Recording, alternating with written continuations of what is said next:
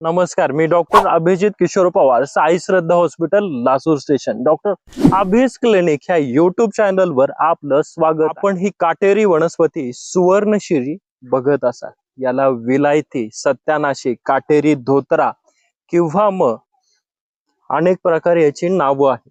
तर अथर्व वेदामध्ये 9 अशा वनस्पती आहे की ज्याला सोन्याचा अंश प्राप्त झालेला आहे आणि त्यातीलच ही एक वनस्पती.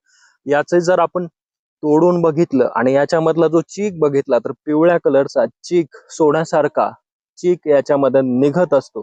त्यामुळेच याला सुवर्ण शिरी असं म्हटलं जातं. आणि ह्याच सुवर्ण शिरीचे जे काही औषधी गुणधर्म आहेत तेच या व्हिडिओमध्ये आपण जाणून घेणार आहोत.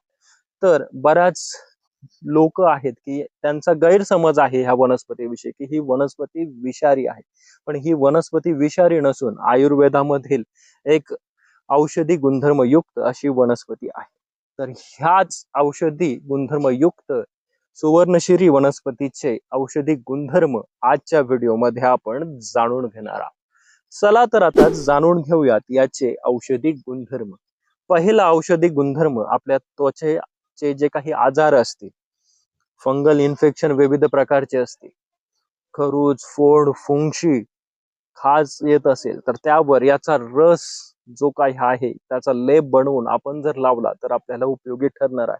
आपल्याला कुठेही जखम झालेली असेल, ती जखम लवकर भरत नसेल तर याचा पिवळा रस आपण त्या जखमेवर जर लावला तर उपयोगी ठरणार आहे. पोटातील जंत असतील ते जंत कमी करायचे असेल तर याच्या ज्या बिया निघतात त्या बिया घ्यायच्या आहे, त्याचं सेवन करायचंय. आणि ते जर आपण सेवन केलं तर लहान मुलांमधील जंताचा त्रास कमी होणार आहे. आपलं पचन क्रिया सुधारावायची असेल, गॅसेसचा त्रास असेल, कॉन्स्टिपेशन म्हणजेच बद्धकोष्ठतेचा त्रास असेल, पोट फुगल्यासारखं वाटत असेल तर याचे ज्या काही मुळ्या आहेत त्या मुळ्याचा काढा जर आपण सेवन करत राहिलो तर आपल्याला नक्कीच पचन सुधारण्यासाठी उपयोग होणार आहे. आपण कुठेतरी पडलोय, मुक्का मार लागलाय, तिथे सूज आली, ती सूज कमी करण्यासाठी सुद्धा याचा जो काही लेप आहे, रस आहे, तो जर लावला तर आपली सूज कमी होण्यास मदत होणार आहे.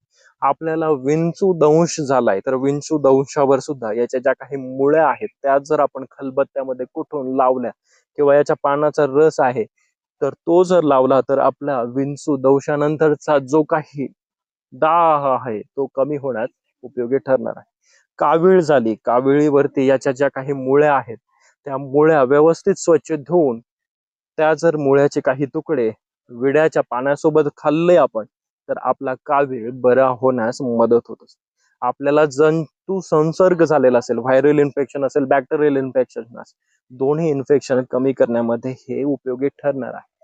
त्वचेवरती कुठेही व्रण आलेले असेल ते व्रण कमी करण्यामध्ये याचा रस उपयोगी ठरणार आहे.